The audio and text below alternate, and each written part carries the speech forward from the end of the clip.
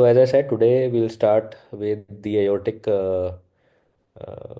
syndromes, and the first one we'll be taking is aortic dissection. And as I said, we'll be taking the various degrees of acute and chronic dissection and IMH and penetrating aortic ulcer. So we'll start and we'll go to the definition first. Of course, it is the tearing of the layers of the aortic wall. It's an intimal tear, and then blood goes into the media and tears apart the medial layers of the aorta and starts filling in, resulting in separation of the layers and formation of a true lumen and a false lumen. So true lumen is which is inside the intima, and then slowly as the blood keeps going into the wall of the aorta, it becomes another false lumen. So false lumen means there is no outflow to this. It is basically there's a tear in the intima, and okay, I can take a laser pointer here.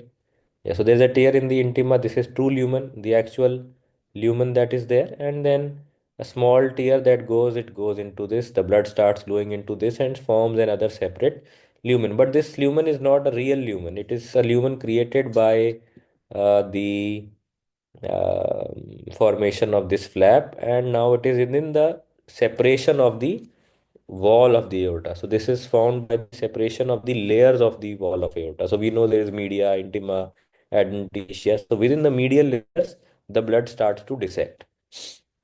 That is why we call it a dissection. In the majority of patients, as I said, there is an intimal tear that causes blood to pass within the layers of the intima, the media. So this is the medial layer separating and forming a false lumen.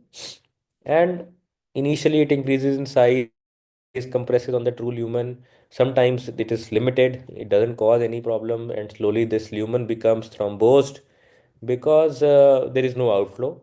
But before it becomes thrombosed, the problem is that it can cause certain complications. It can cause the entire thing to rupture. So if it keeps filling, the false lumen keeps filling, keeps filling, keeps filling, the blood keeps going in, the aortic wall can rupture. Also, if there are certain branches from the false lumen, they may not be able to fill, so it can cause malperfusion of those organs. So these are the two important major problems that it can cause before it gets taken care of itself. So that's why we need to intervene in those situations so that it doesn't lead to something like that. So this was the initial anatomical classification of DeBakey. We have seen this classification previously also in pathology books. You must have seen it. So in the type 1, the dissection originates from the ascending aorta. So the moment it originates from the ascending aorta, it was DeBakey type 1. Type 2, the dissection originates and is limited to the ascending aorta. Here it spreads distally. So type 1 originates in the ascending aorta, but it goes distal also. Whereas here it originates from the ascending aorta and stays here. You will slowly realize these two will be, combined together in a single issue, because once your ascending aorta is involved by the dissection, the treatment is a lot more complex, often requiring surgery. The DeBakey type 1, 2 were then classified into a standard type A aortic dissection. So you remember, mostly you will nowadays you'll hear type A dissection, type B dissection. So ascending aorta involved in the dissection, the flap coming from here, then it is type A, which in DeBakey will be both type 1 and type 2. I think you can stick to just one of them. Stanford is good enough. Once you come into the radiology or clinical system, type A and type B is how things are discussed. And then when you move to endovascular is what I'll be discussing next. Then you need a little more specific classification. Type 3 is what is basically type B in Stanford's, which means the dissection is in the descending aorta. Descending aorta staying only in the thoracic is 3A, and going down is 3B, doesn't really matter. At least you should remember type A and type B. Ascending aorta involved in the dissection origin, then it is type A. If the dissection flap originates or the tear originates distal to the subclavian, that is type B. So this is the more easy and typical type A, type B Stanford classification that we have. So all dissections, regardless where they end, where they start, if they are affecting the ascending aorta, it is type A. And if the dissections are not affecting the ascending aorta, then it is type B. Now, when you are defining a dissection, you need to do a bit better. Now, these are vascular surgery society classification of the aortic dissection. Here they define the aorta into zones. So because each zone has certain importance on the kind of treatment that may be given. So before we go into details, or I'll not go into each and every detail with zone, what is the difference? You should know where the zone starts, where the zone ends, and how you're supposed to write in the report. So anything which is up to, from the origin of the aorta till the right brachiocephalic, that is zero.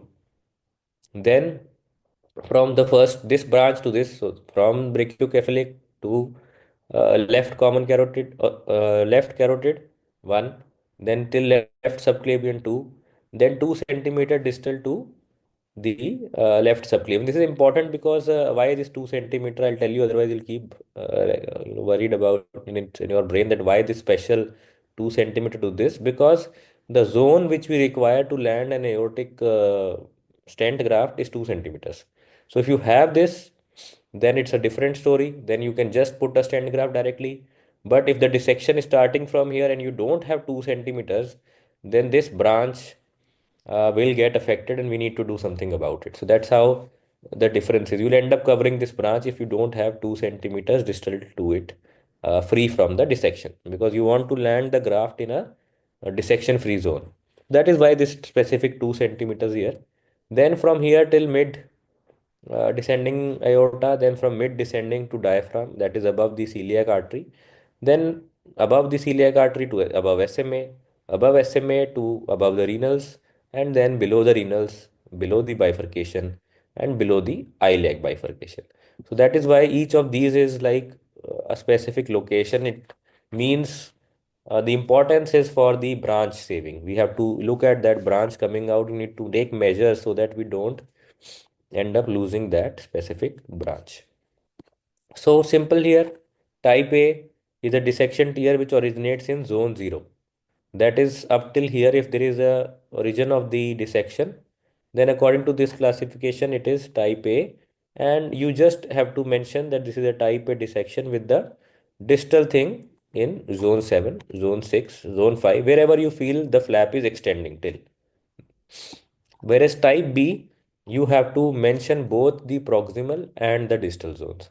So it starts from 1, 2, 3, wherever it starts until wherever it ends will be given as the subscripts along with the type B. That is the basic idea and it helps a lot in the treatment. Similarly, just giving you an example, this one here, the tear is being shown and it is extending into the zone 0. So this is a type A dissection according to the SBS classification and it goes till the zone 9. So that is how you will write about it. It's a type A with distal dissection process start going till zone 9. That is infrarenal aorta but above the bifurcation. Second, this is a type B because it's originating in zone 1 and there you have to write type B 1 9. So this is how you will write about the aortic dissection. So we have discussed what aortic dissection is, but apart, there are three different syndromes that we talk about in acute aortic syndrome. One is the dissection that really there is a flap and blood has gone into the uh, medial layers, and there are two lumens, true lumen, false lumen, with an intimal tear. So that is a typical dissection. But sometimes we have an IMH or a intramural hematoma or a penetrating aortic ulcer. So this is a typical image of a dissection where you have this intimal tear, you have true lumen and a bigger, slightly less opacification of the false lumen. So this is the typical appearance of an aortic dissection. It used to be a question in our MBBS days. These photos used to come, used to just label it, and that's all you needed to know about aortic dissection. But now you need to kind of start moving up.